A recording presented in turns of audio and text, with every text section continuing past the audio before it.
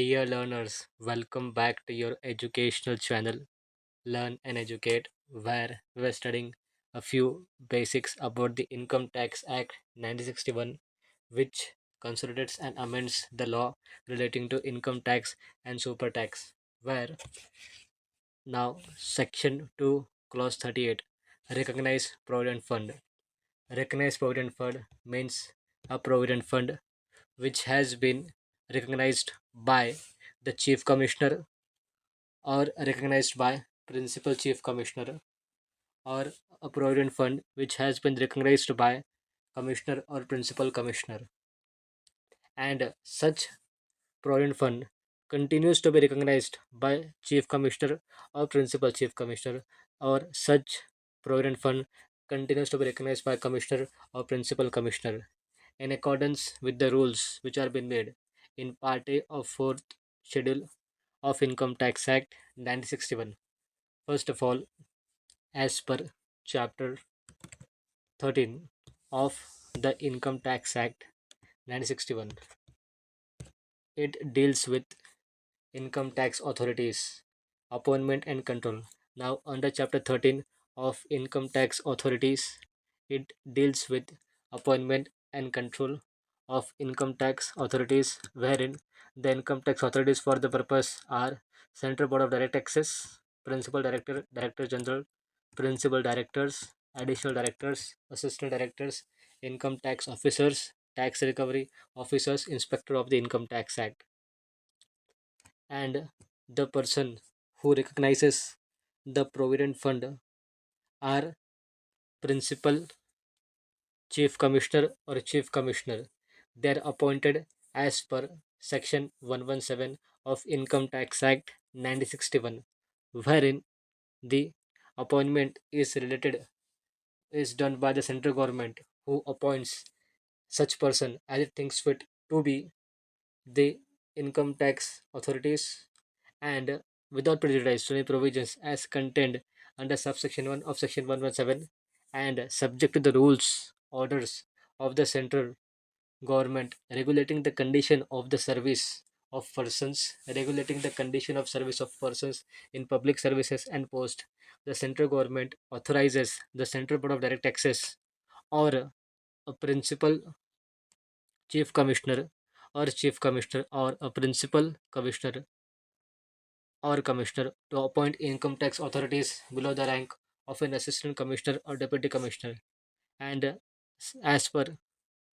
subsection 3 of section 117, subject to the rules and orders of central government which regulating the conditions of services of persons in public service, and the post income tax authority recognized in this behalf by the Central Board of Direct Taxes appoint executive or ministerial staff as necessary to assist it in the execution of the function. Therefore, the authorities, income tax authorities, which are appointed by the principal chief commissioner or principal commissioner or commissioner in accordance, who recognizes the provident fund, and that provident fund continues to be recognized by chief commissioner or principal chief commissioner or commissioner or principal commissioner, and in which are in accordance with the rules. These are recognized by principal chief commissioner or chief commissioner or commissioner or principal commissioner in accordance with the rules of which are contained in part A of the fourth schedule of the Income Tax Act 1961. A commissioner is a person who has been appointed to the role of a commissioner, a person who regulates a particular activity, a person who regulates the particular process. He is a commissioner, a person appointed to do an act officially, a person who is commissioned to act officially. The government official or representing in charge of a department is the commissioner. Now, as per the fourth schedule and part A of the fourth schedule of Income Tax Act 1961, wherein it deals with the application of that part, wherein this part shall apply. This part applies only to that provident fund to which the Provident Fund Act of 1925 is not applicable, and few definitions will include employer, Hindu undivided family, individuals, employed person, contribution, where in a provident fund, a contribution which has been made, which means any amount, any sum of money which has been credited by an employee or which has been credited on behalf of an employee out of a salary by the employer and by the employer out of his own monies to the individual account of the employee, but does not include any sum credited as interest. Therefore, provident fund is a fund to which it includes any amount which has been credited out of the salary of employee or which has been credited out of the salary of the employee on behalf of employee by the employer, and any amount credited contributed to such provident fund to such amount by the employer out of his own money, and it does not include any interest which has been credited. Any amount credited, any sum credited on account of interest shall not be included under the definition of contribution to a fund. Balance which has been credited of an employee, it means the total amount of credit to his individual account in a provident fund at any time. Accumulated balances, the withdrawal, where it deals with the withdrawal of withdrawal and recognition, where the principal chief commissioner or chief commissioner or a principal commissioner or commissioner may recognize recognition of any provident fund, which means in their opinion it satisfies the condition which has been prescribed in the rule 4 and the rules made by the central board of direct tax in this behalf, and these persons may, which are principal chief commissioner or principal commissioner or commissioner, they may withdraw such recognition if, in their opinion, the Provident Fund contravenes any of the conditions wherein the recognition has been accorded to Provident Fund on or before the 31st day of March 2006, and such Provident Fund which does not satisfy the conditions set out in clause 1 EA of Rule 4, and the recognition withdrawn if such fund does not satisfy on or before the 31st March 2014, then the condition set out in the said clause or any other condition which the board may specify by the rules in this behalf. Further provided that when nothing contained in the first proviso, it shall apply to the provident fund of an establishment in respect of such a notification has been issued by the central government under subsection 2 of section 16 of Employee Provident Fund and Miscellaneous Provisions Act of 1952. Moreover, an order of recognition, an order for recognition given shall take effect on such date as the Chief Commissioner or Principal Chief Commissioner or Commissioner or Principal Commissioner may fix in accordance with any rules that the Central Board of Direct Taxes may make in this behalf. Such a date which shall not be later than the last day of the financial year in which the order has been made. An order which is withdrawing such recognition shall take effect from the date on which it shall be made. An order which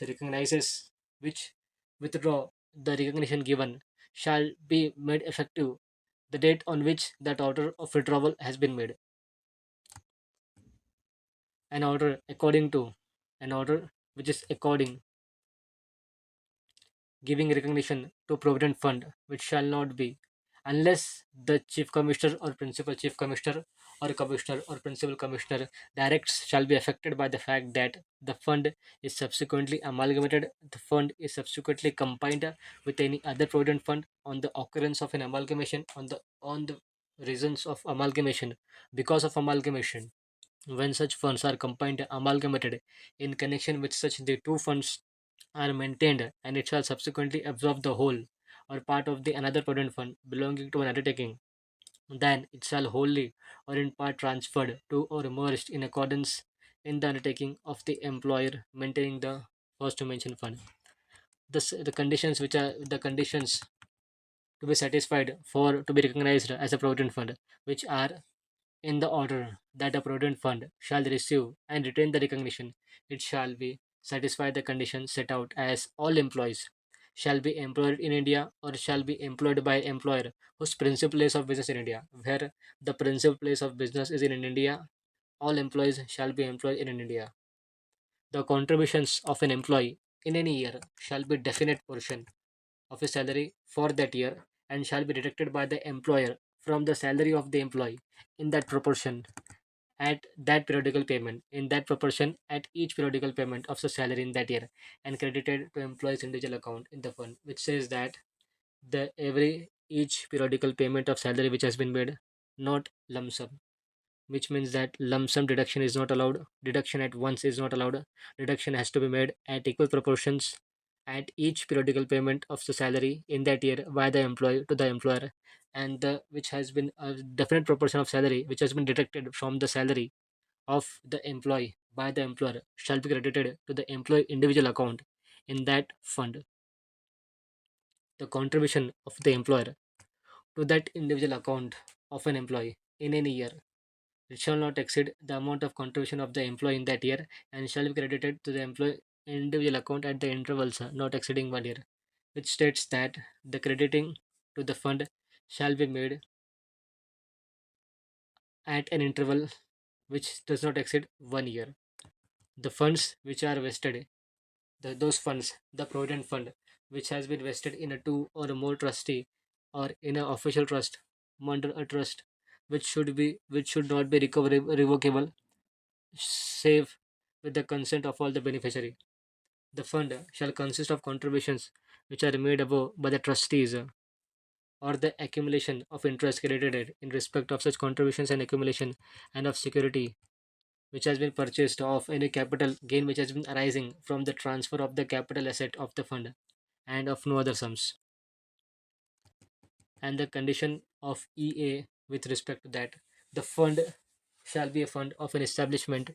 to which the provisions of subsection 3 of subsection 1, where as per subsection 1 of section 3 of Employee Provident Fund and Miscellaneous Provisions Act 1952 apply to an establishment which has been notified by the Central Provident Fund Commissioner for establishment, which means that as per the subsection 1, as per the subsection 3 of section 1 of the Employee Provident Fund, which deals with subject to provisions that every establishment which has been in a factory engaged in any industry which has been specified in schedule 1 and in which 20 or more persons are employed, and clause B of subsection 3 of section 1, which states that to any establishment which is employing 20 or more persons or a class of such establishments which the central government may by notification in the official gazette specify in that behalf, where it provided that the central government may, after giving 2 months, not less than 2 months notice of such establishment with an intention to notify by notification in the official gazette, apply the provisions of this act to any establishment which is employing such a number of persons who are less than 20, which has may be notified in the notification. And moreover, as per the rule 5, relaxation of conditions, where and notwithstanding anything contained in the clause A of Rule 4B, the principal chief commissioner or chief commissioner or principal commissioner or commissioner may, as if he thinks fit, subject to the conditions as proper to attach the recognition, the conditions which you think proper to attach the recognition, accord recognition to the fund which is maintained by the employer whose principal place of business has been has not been in India, and the proportion of employed outside India does not exceed 10 percentage, and which means that the relaxation of condition of principal place of business in India, and when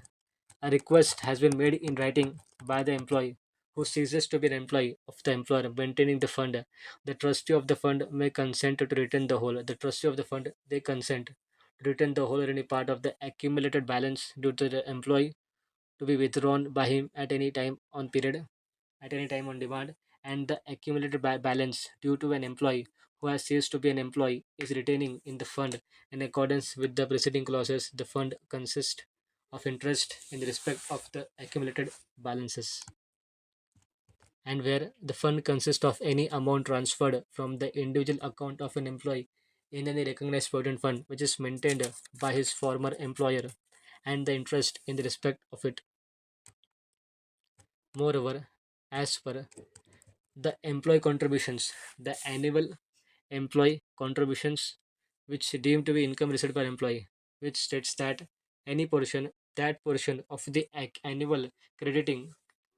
in any previous year made to the balance at the credit of any employee which is participating in the recognized provident fund, which consists of contributions made by the employer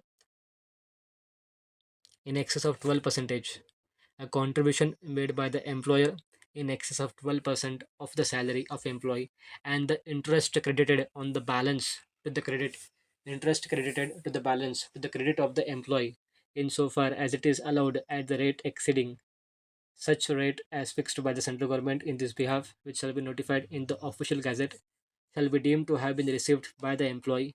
That excess shall be deemed to have been received by the employee in that previous year and shall be included in his total income. And that excess part which has been received shall be included in the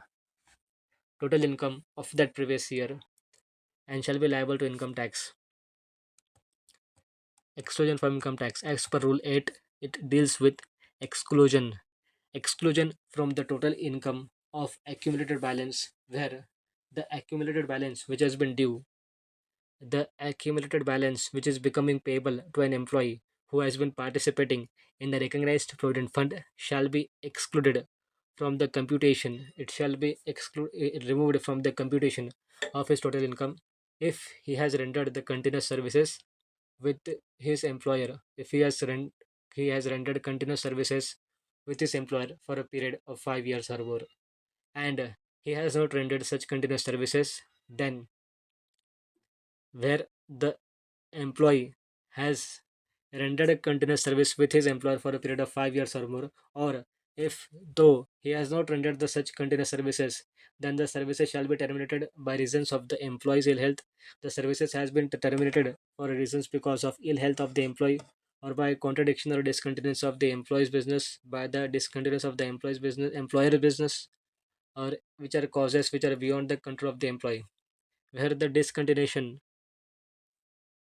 on where the discontinuation to the country of the services which are beyond the control of the employee, then on the cessation of his employee, the employee obtains employment with any other employer, and to the extent of the accumulated balance which has been due and which is becoming payable to him in transfer to the individual account, to his individual account in the recognized provident fund which is maintained by such other employer. If the entire balance which is standing to the credit of the employee is transferred to his account, the entire balance which is standing to the credit of the employee is transferred to his account under the pension scheme which has been referred to in section 80 CCD and notified by the central government. Therefore, where the accumulated balance which is due and become payable to employee who is participating in the recognized provident fund which is maintained by his employer, it includes that accumulated balance in the recognized provident fund which is maintained by the employer. It includes any amount which has been transferred from his individual account in any other recognized provident fund, or any fund which is maintained by his former employers, any fund which has been maintained by the former employer of that employee. Then in in computation of the period of continuous services for the purpose of clause 1 or clause 2, the period or periods which has such employee renders the period for which such employee renders continuous services under his former employee or employers shall be included. Tax on the accumulated balance, where the accumulated balance due to an employee who is participating in the recognized provident fund is included. It shall be included in his total income. Then, in his total income, which is owing to the provisions of Rule 8, which is not being applicable to the assessing officer, shall calculate the total of the various sums of the tax which would have been payable by the employee in respect of his total income. Moreover, as per the treatment or with the treatment of the balance, the treatment of the balance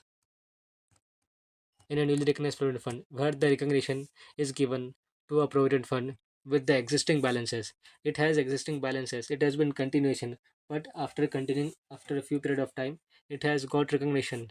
with the existing balances. An account which shall be made to the fund up to the date of the immediately preceding day when the recognition takes effect, showing all the balances to the credit of each employee on such date, on such a day, and containing such further particulars as the board prescribes each employee on such day and containing any further particulars as the Central Board of Direct Taxes may prescribe. The account which has shown also shows in the respect of the balance to the credit each such employee, the credit of each employee, the amount which is transferred to that employee account in the recognized provident fund, and such amount shall be shown as the balance is credit in the recognized provident fund and the date on which the recognition to the fund has been given. Therefore, as per the section 2 clause 38, recognized provident fund means a provident fund which has been recognized by commissioner, principal commissioner, chief commissioner, or principal chief commissioner, and a provident fund which continues to be recognized by commissioner or principal commissioner or chief commissioner or principal chief commissioner in accordance with the rules which have studied in the Part A of 4 Schedule of Income Tax Act, and includes a provident fund which has been established under a scheme which has been framed by the Employee Provident Fund Act 1952, wherein, as per the conditions which are been mentioned under section 3 are to the establishment in which a factory which has been engaged in any industry as specified in schedule 1 and in which 20 or more persons are employed, and to any establishment who has been employing 20 or more persons, or a class of such establishments to which a class of that establishment which the central government may notify by notification in the official gazette, and as per the Employee Provident Fund and Miscellaneous Provisions Act of 1952, wherein it deals with the conditions which are mentioned